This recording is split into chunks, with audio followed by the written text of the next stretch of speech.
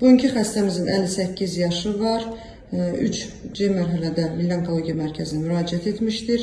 Körpücük 6 limfa düyünləri zədəlidir xəstəliyi səbəbindən.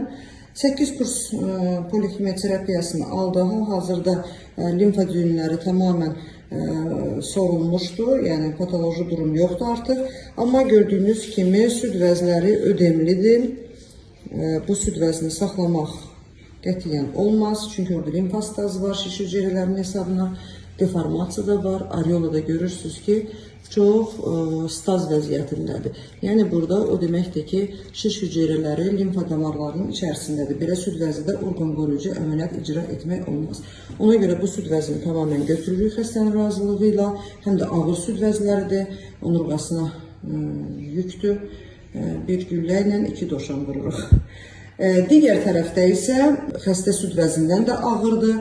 Onu isə kiçildəcəyik, kiçik bir süd vəzi eləyəcəyik, onurğasının yükü gedəcək və onurğasının yükü getdikdən sonra da digər tərəfə də protez məsələsi, yəni xarici protez pasiyent taxacaq. O da daha kiçiyini seçəcək, çünki əks tərəf bu qədər böyük olmayacaq.